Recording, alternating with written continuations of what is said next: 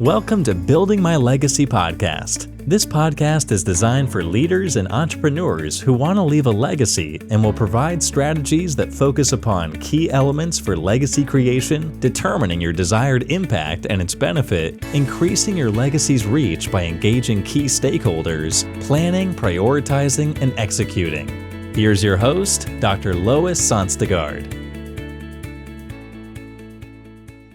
Welcome, everybody, to Building My Legacy podcast. I have with me today Andrew Phelps.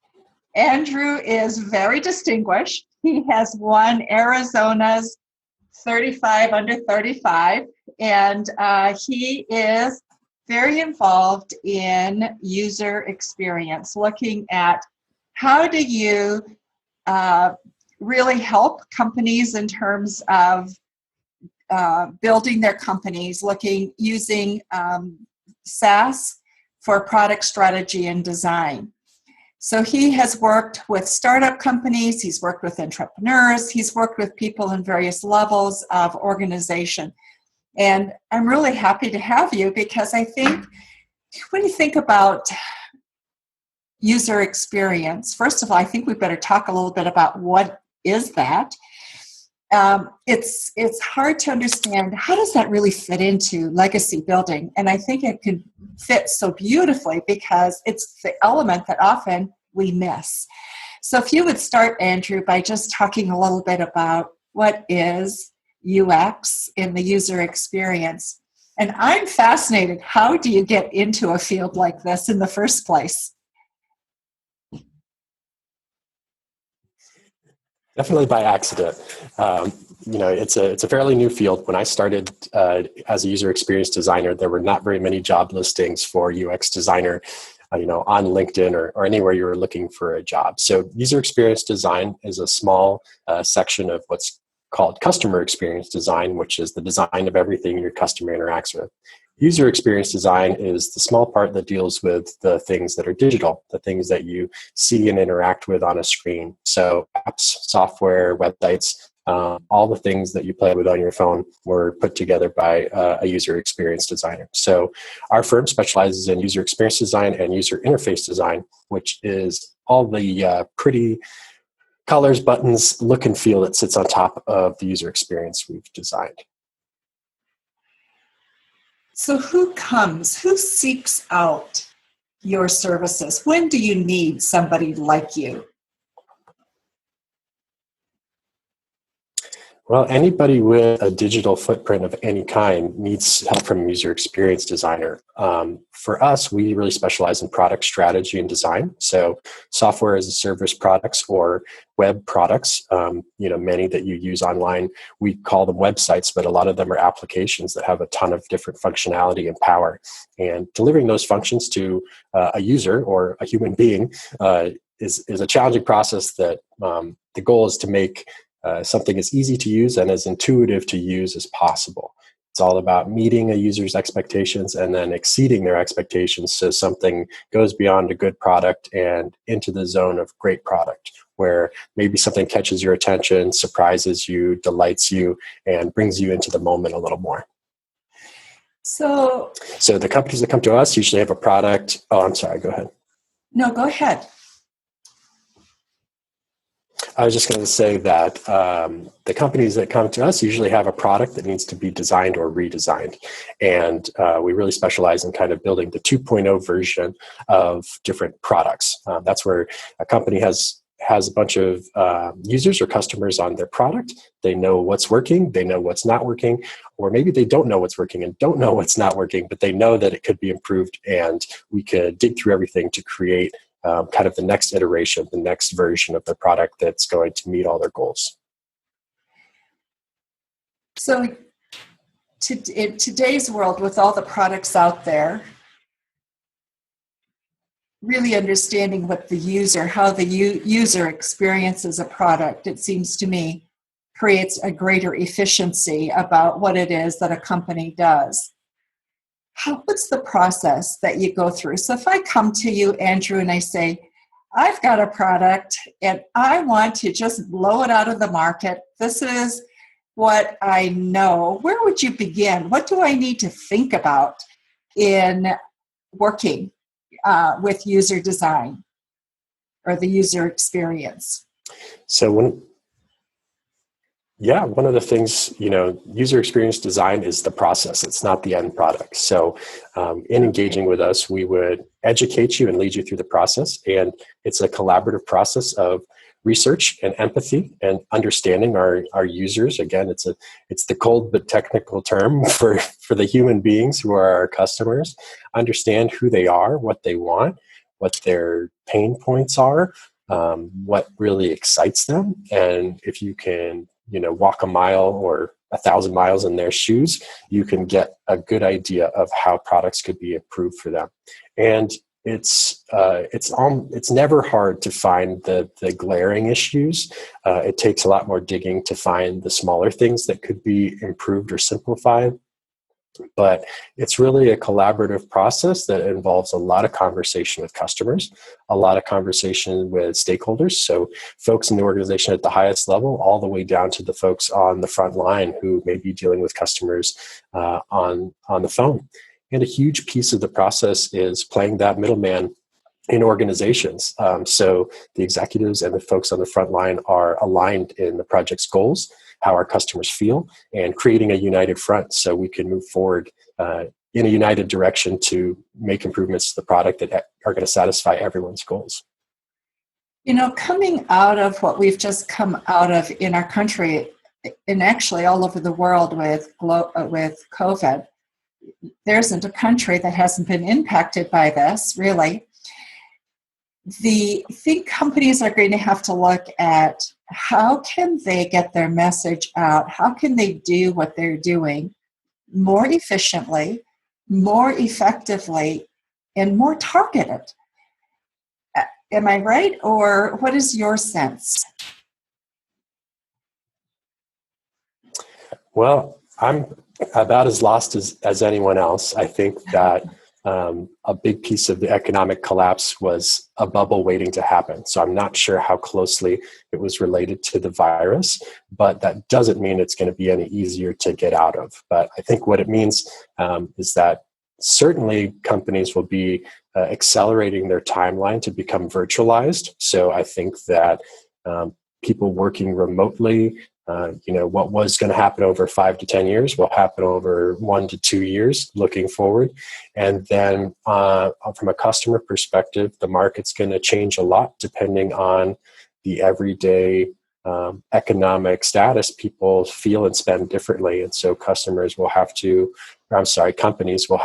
adapt to what their customers need in any new era. So I think a huge component of that will be digital, but I'm not sure if it'll be any more digital. I imagine a lot of the problem solving will be the same, just for different specific issues. So looking at that, what will be some of the biggest misconceptions that companies have that you're going to have to work around or work through with people? Because I think we all have biases, don't we? And I think right now people are probably groping for more of those quick fixes, and user experience certainly isn't a quick fix. It is a fix. So what are the misconceptions that people might have? Well, there's a lot of misconceptions about user experience design. I think one, that it's a quick fix, like you said. And I think understanding what the timeline for software is, right? A quick fix can be done in a month or 2 months, but that's the time it takes to understand your customers that even at a surface level, to start to make intelligent choices about how to make changes. I think the other is that a user experience designer can make a good product out of nothing. The reality is that the design process can make good products great, and it can make subpar products good, but you can't just walk into the office and say, I'm going to make a great product today. You have to be solving a problem. There has to be a need. There has to be a product market fit, and design can go a long way to making a good product great, but it's really hard to turn nothing into something. So I think one of the big misconceptions is if someone has an average piece of software with almost no customers and they want to compete with the biggest competitor in the market, It's just, it's kind of a moonshot when it's not offering anything special or different. So what we like to do is help people think in realistic terms and take calculated risks. I love risks. I love going bold, but I love taking calculated risks rather than uncalculated risks. Wow. I think more and more coming out of this, people are going to be cash strapped. I think for a while there may be government assistance, but there will be a point where that access to capital might be more difficult. And so we're going to be looking for different ways in which to really grow our businesses and to look at what's next. And so you're absolutely right. Looking at how do we do that? So it's not a quick fix, but it's a meaningful fix is going to be really, really important. Who's your ideal customer? If you could choose who to work with and you could line up 10 companies, what would that look like for you? Yeah, so our ideal customer, I'm lucky enough to have a few of them right now, but they're folks who are engaged in the process. So they want to share everything they know about their product and company. They understand they're open to what we're doing and why we're doing it, to learn more about their product and company from an outside perspective. They love to share their ideas. They are open to hearing other ideas, but they're also good at making decisions and working as a team. So one of the hardest things about the process is that the folks involved in software are usually highly creative, highly intelligent, really interesting people. And a lot of times those folks have strong opinions. And navigating those strong opinions and creating a plan that's a united front is one of the hardest pieces of the process, but it's also what makes it so rewarding. And so understanding we can, saying we're doing this idea now. I love that idea, but it doesn't work right now because of this. Let's put it on the list for the future. You can start to create a plan. And one of the best things about product design in the software world is that it's iterative. There's always a new version to be planning and building. So ideas can be tabled for later. They can be slotted in when they make the most strategic sense. And you can really build the product to meet the short-term business goals and the long-term business goals. That's one of the most fun things about it. So ideal clients are people who believe in the power of design, willing to participate in the process, and willing to make decisions based on the data. So a big piece of what we do is take our designs to users and test them, interview them about what they think, watch them use it, even though they don't know they're being watched, so we can see where they're stuck or what's confusing.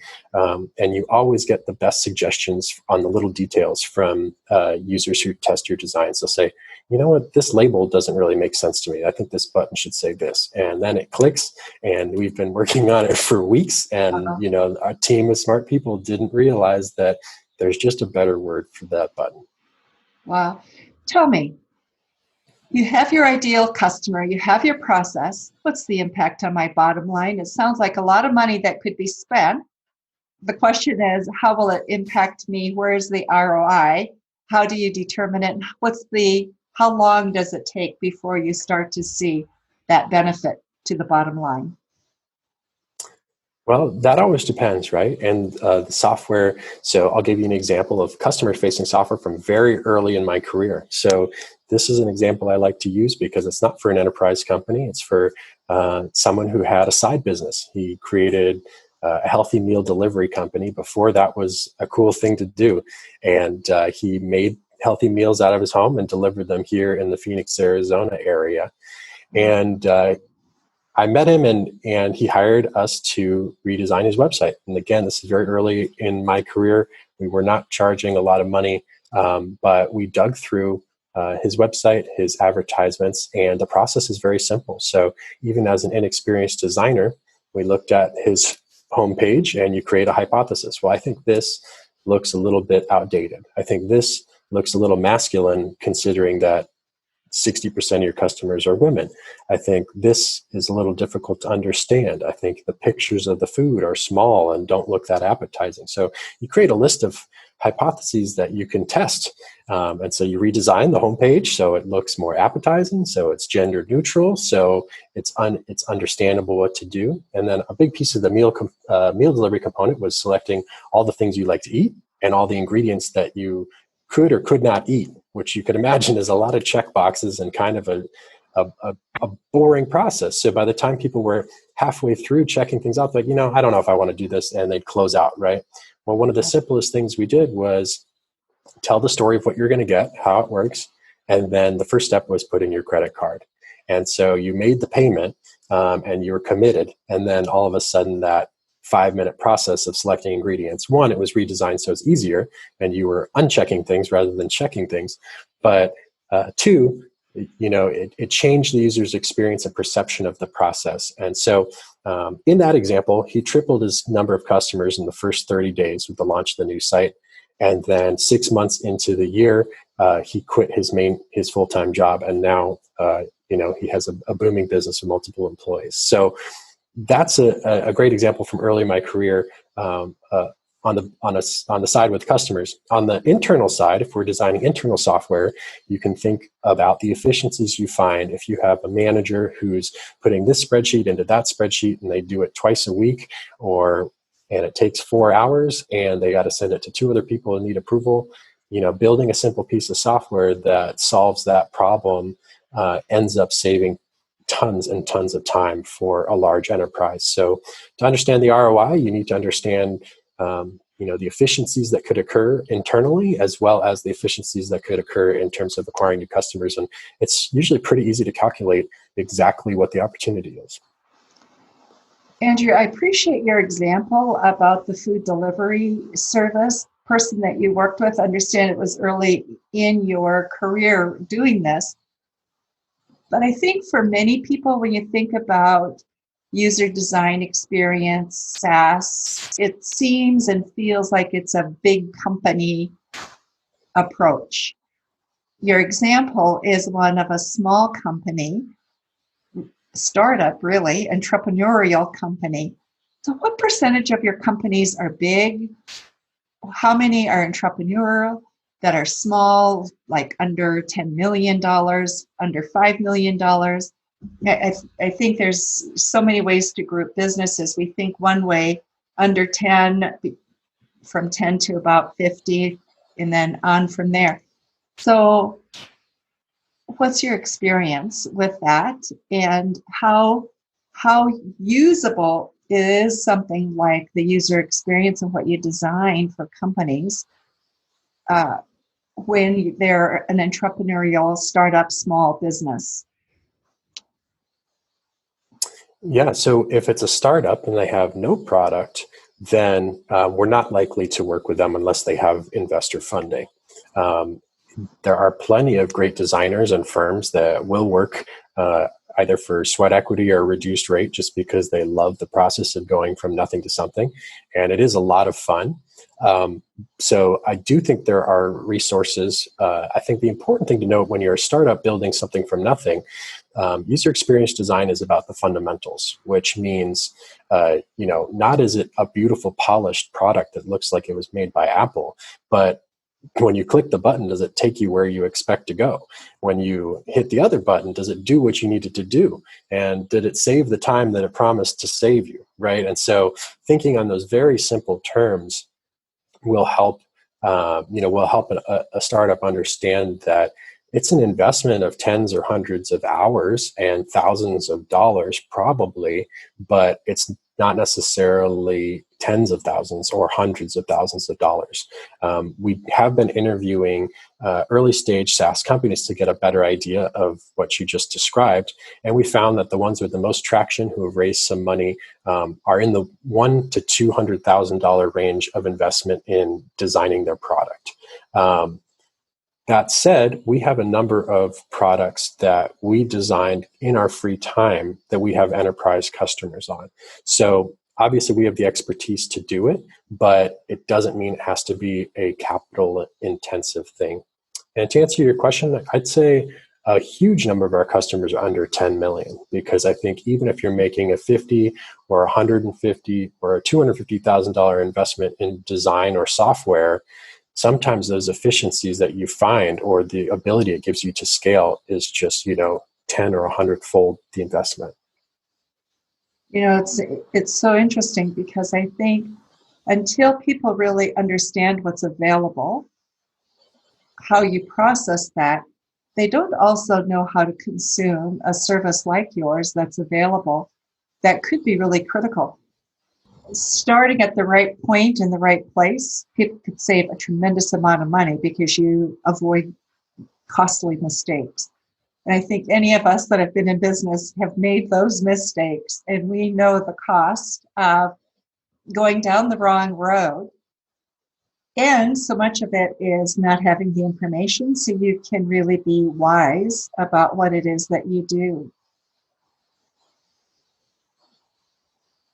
Yeah, I think our recommendation for getting involved with a firm like us would be to have 50 to 100 customers or more using your product. That's probably where we can come in and, at an early stage without spending a ton of money, help you understand, okay, these are the issues, and yeah, we should probably engage to redesign this because I think this is the opportunity.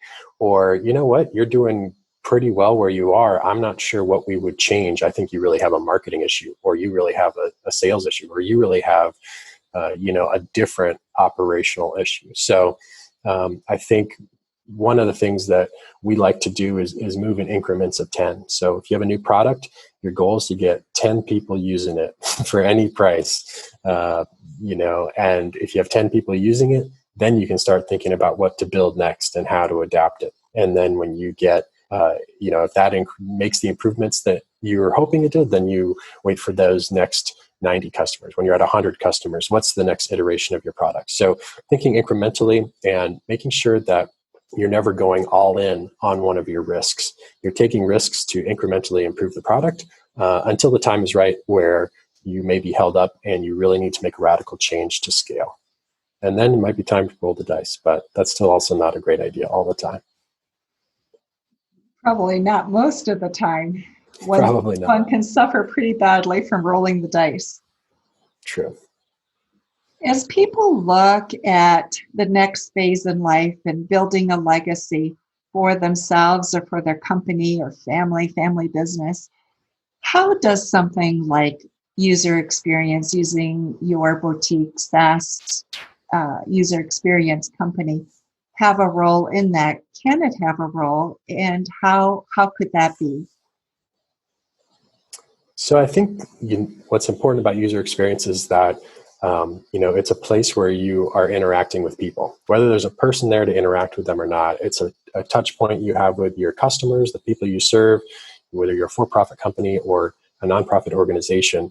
All the digital things you do are still interacting with your customers. And, with so much, BS flying around the internet, it's easy to take for granted that this is just noise or visual noise or these things that are boxed to check on your list. But the reality is that these are experiences that people are having. And when you understand that and honor that and design them to be special and unique and genuine, it has an impact on your business. When people understand the person they talk to on their phone, on the phone, they had a great experience with them. They go to the website, they can find what they're looking for. It uses language that is aligned with the brand and is similar to the experience they had on the phone. All these things are assets for your brand and the entire customer experience. So I think a lot of it is the perspective you bring to it. If you understand how special it can be and honor its impact, and the reality is we all stare at screens all day. And so this is an important part of our human experience now. And to understand that and honor that is an opportunity to make things that are more special rather than just shake your head at how much time you spend on your phone. Right. I think, Andrew, one of the things that strikes me as I listen to you is you're absolutely right. There's so much noise out there. There's so much hype and spamming that goes on that I think people have difficulty sorting and figuring out which voice to listen to. What I like about your description is it's very pragmatic. It's very targeted to the user. There's no hype. It is just, what is their experience and how do we address it? Right? Right. Exactly. No, I think that's one of the reasons we like to leave the marketing to other folks, and we love to be part of that collaboration. But at the end of the day, it's really rewarding to make tools that help people. You talked about the return on investment, and okay, at this enterprise, we saved 500 managers 2 hours a week. Well, that's a lot of money, but it feels so much better to know that manager doesn't have to do that stupid 2 hour task, and their week is a little bit less stressful, or a little less full of drudgery. Right? I think something that's really close to our hearts is how much of work is just grinding and really does suck the soul out of you. And so I think that's one of the reasons that I'm personally passionate about software, is that it's a tool that can take some of that drudgery away and give you back energy for the creative things you enjoy, or the parts of your job that are far more fulfilling than copying spreadsheets or reformatting files. Andrew, I think coming out of COVID right now, just listening to people I've listened to, people are becoming much more tuned into, where am I spending my time? They've been at home. They've tried to navigate working at home with children, with other demands, and the balls are in the air. Things that are worthless, meaningless meetings, for example, that don't produce a result. There's a new impatience for it that I'm hearing that we've not seen in the past. And so I think also with products, how a software or something is working, there's a new impatience with, please do not waste my time. I've got to move on and get on with things. So I think what you offer is going to be more and more important as we move down this road in the next several months. Yeah, I certainly hope so. I do think the principles can be applied to things beyond technology. When we start to consider the experience of our customers or our patrons or the people we serve, we can start to make choices to do those things better. And that doesn't have to be on a screen. That's just where my company and I tend to specialize. So we have been talking for a little over 30 minutes now, and our time just goes so quickly. The question that I have for you is, last thoughts that you have that you really want the audience to know about. And then we'll talk a little bit about how people can connect with you if they would like to connect with you and get further information. Sure. Well, one of the things I like to share, because it's something anyone can do, is ask for feedback. Ask for feedback from your peers, from your family, from your friends.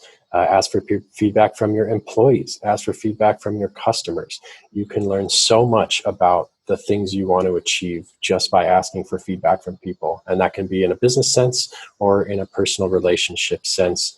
Try to get the pulse on how things are going, especially around the things that are on your mind or that you want to improve. It's one of the things that we do all the time in our work, but it can be applied to anything. I think the other thing that's been on my mind a lot, and that I encounter a lot in corporate culture, is courage, or the lack of courage. I have made it a personal mission to, spread the word that it's okay to be scared. And courage is not the absence of fear. It's facing a fear and making a choice to be bold and to say what you believe and to do what you think is right. That doesn't mean you should have a closed mind, but it does mean that you have the right to share what's on your mind. And it takes practice to be courageous without offending others or feeling the fallout. But I think there's incredible power in all of us to share how we feel, even if we know it's not going to be accommodated for by others. And so I think those are the two things that I like to share, and I think about a lot. If people want to get in touch with me, they can find me on LinkedIn, or they can visit our website, user10.com, which is just user10.com. We will also, for those of you who are listening, have that available to you. So if you're listening in the car, whatever, and cannot write it down, just contact us and we'll be glad to get you in contact with Andrew. Andrew, thank you so much for your thoughts. As we leave, you're talking about being bold and courageous. I think those are the companies that are probably going to come out of this the best, because fear hasn't overtaken them and they're ready to move. So I appreciate that perspective that you share. And thank you so much for your thoughts and for what you do for businesses in general. Well, thank you for having me. I really enjoyed the conversation. Thank you, everybody, for listening to Building My Legacy podcast today. And we look forward to being with you again very soon. You've been listening to Building My Legacy podcast with Dr. Lois Sonstegard. To book your appointment with Dr. Sonstegard, visit www.buildtomorrow.com.